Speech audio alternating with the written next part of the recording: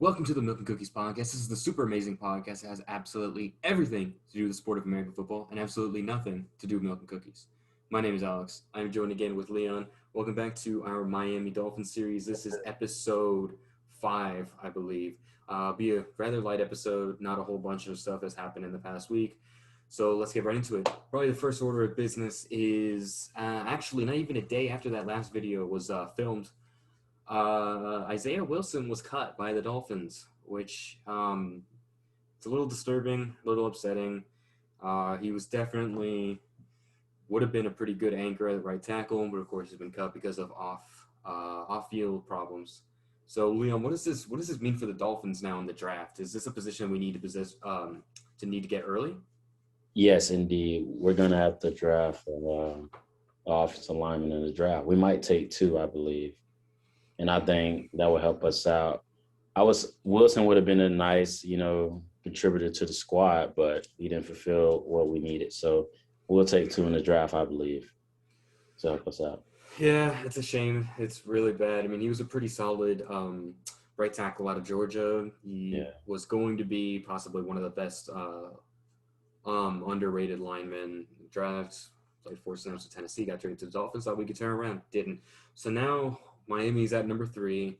Really good pick. What are we going to get? I am back on the Penei Sewell bandwagon. I still believe that that is a solid right tackle signing, and we just shift that entire line over. We have Skura in the center. Like I said, I know we were rather optimistic with Wilson in tow last week because of the offensive line, but I say this could even be a better offensive line with Sewell. The only downside to drafting Sewell is that the chance of us getting one of the top 3 wide receivers, Smith, Chase, Waddle, is pretty much obsolete unless we trade back into the top 10. But I don't know. I still think Sewell's the best option, but we will definitely see. So this is probably going to be the one that's going to be the most opinionated part of this entire podcast at this point. So I decided to watch a sports YouTube channel. I'm not going to disclose it because copyright and all that stuff, all that nice fancy stuff.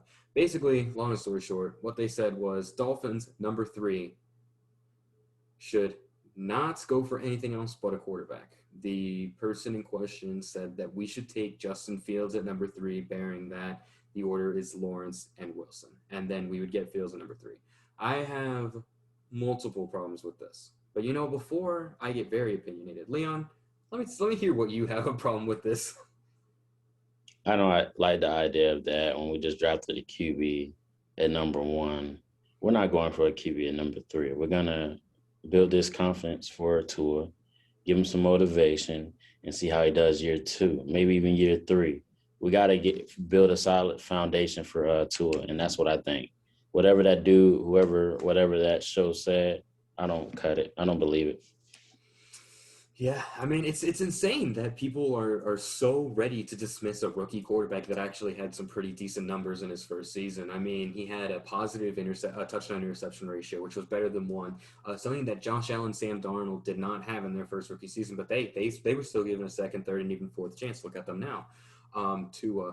Even though his yards per average per game was not the best, he still proved that he could be a very serviceable quarterback Yeah. with the super amazing wide receiver core that we had last year with Devontae Parker, Butterfingers, Jakeem Grant, and whatever practice squad member was filling in for that week, and then Gesicki.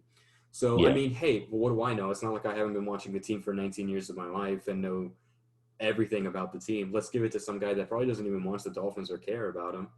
And hey, he's going to say that Tua is a dismissive quarterback. Let's go. Yeah, you know what? Yeah, let's get Fields. Let's get that downgrade. Let's get that downgrade. Yeah, and then we're going to be even worse, and they're going to have the repeat cycle. The one thing that I have a problem with is that last year's quarterback class, in my opinion, was better than this year's. Joe Burrow, Tua, Herbert, and even to a certain extent Jordan Love, who hasn't played a single snap yet, but he might this season with Aaron Rodgers problems. And now you translate into this quarterback draft. 4 premier quarterbacks as well as 2 above average quarterbacks as well. Any quarterback from the 2020 draft that was drafted in the first round, I still think is better than any quarterback in the 2021, excluding Trevor Lawrence. Burrow is better, Tua is better, Herbert is better than anybody underneath Lawrence. Wilson is a downgrade. Fields is a downgrade. Lance, Trask, Jones, all downgrades. Saying that we should draft a quarterback at number 3 that is going to be worse than Tua is not an No, option. no, not We feeling. No, exactly. We are not trading for a quarterback. We are not signing for a quarterback in free agency. All you people that want Watson, yeah, legal problem says that we're probably not going to go after him. Wilson, he's not going to get traded with from Seattle. There's no good quarterbacks in free agency. What, you wanted to get Mitchell Trubisky? I'm sorry, he signed with the Bears. He's the backup now. Yeah. I understand Tua haters and everything, but fans of the Dolphins should not be dismissing Tua for not having a good rookie season, which he did have a good rookie season. A winning record, helped the team to get 10-6, barely missed the playoffs, showed signs of flash in every aspect in every department. But hey, he's trash, right? He's garbage. He doesn't know how to throw the ball. It's not like the offensive coordinator was holding him back the entire time. Right. Exactly. Leon, I agree with everything you said. I agree. I don't understand why people are so like Tua hating. That man is probably one of the nicest guys ever to meet. Really humble, loves people, loves the fans. But people hate We'll him. see this season. Don't worry, they'll see. Oh yeah, I can't wait to see Tua throw. Like I said, 30+ touchdowns, less than double-digit picks. Goes to playoffs 12-4.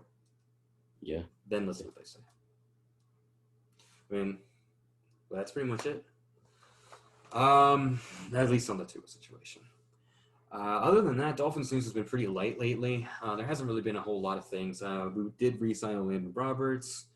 A lot of our contracts that we started last week have been finalized. Will Fuller's on the team. So actually, you know what? Let's translate this into now.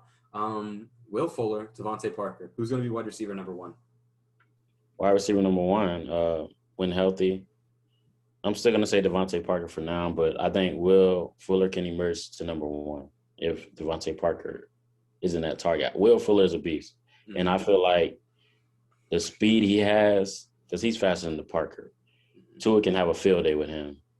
And whatever rookie receiver we draft, I believe we're drafting. So, we're for sure getting a wide receiver within the first 2 rounds. Yeah. So yeah, I think I agree with you completely. I think Parker and then Fuller would be fantastic, similar to D Hop and Fuller back when Houston cared about their football team. But yeah, that'll do it for this episode. It's a rather short episode. It's more like just opinionated. But yeah, that's pretty much it for this week. Thank you all for watching. This is episode 5. We hopefully will have more news next week. This is a pretty dead week, honestly. Leave a like, leave a comment. If you feel that Tua is a bust, please let me know so I can bash you in the comments. Or if you agree with me, that'd be even better. But thank you all so much for watching, and we will see you all real soon. Fins up. Fins up.